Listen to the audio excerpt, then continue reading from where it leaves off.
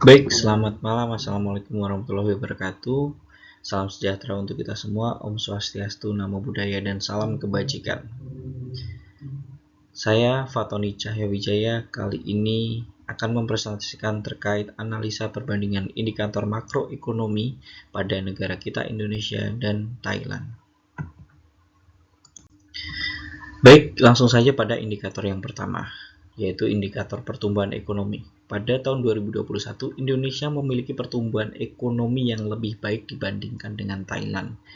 Diukur dari GDP, perekonomian Indonesia atas dasar harga berlaku mencapai 16.970,8 triliun rupiah dan GDP per kapita mencapai 62,2 juta rupiah. Walaupun demikian, Thailand juga mengalami peningkatan pertumbuhan ekonomi dari tahun sebelumnya.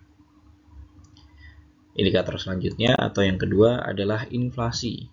Dibandingkan dengan Thailand, persentase inflasi Indonesia sedikit lebih tinggi. Namun demikian, angka ini menurun dibandingkan inflasi tahun sebelumnya. Langsung saja pada indikator yang ketiga, yaitu pada tahun 2021 angka pengangguran atau indikator pada angka pengangguran Thailand lebih baik dibandingkan dengan Indonesia. Angka tersebut menunjukkan tingkat pengangguran di Indonesia sangat tinggi. Hal ini disebabkan salah satunya adalah karena dampak dari bencana pandemi COVID-19 pada tahun 2021. Oke, lanjut pada indikator selanjutnya, yaitu indikator nilai tukar rupiah, nilai tukar terhadap dolar. Apabila dibandingkan dengan Thailand, Indonesia, pada tahun 2021 rupiah mengalami penguatan dibandingkan tahun sebelumnya. Sedangkan baht mengalami sedikit pelemahan dibandingkan dengan tahun sebelumnya untuk nilai tukar terhadap dolar.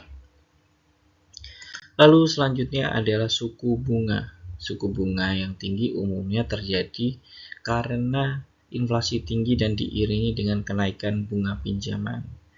Hal ini menyebabkan tekanan masyarakat pada daya beli masyarakat sehingga porsi alokasi investasi pun mengecil.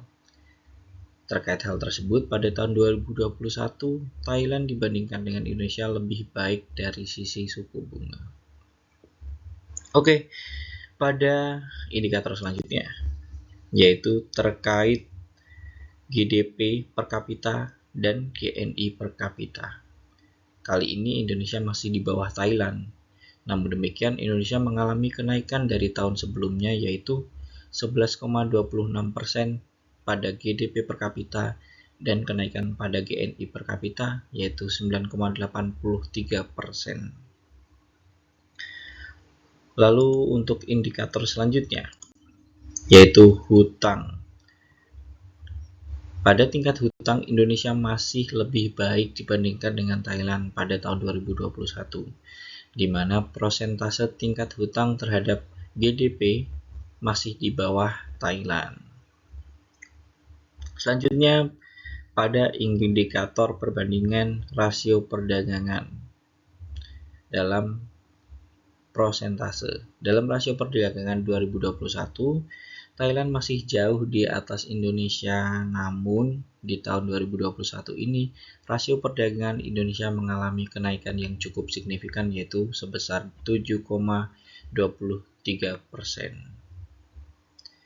Selanjutnya atau indikator yang terakhir adalah investasi asing.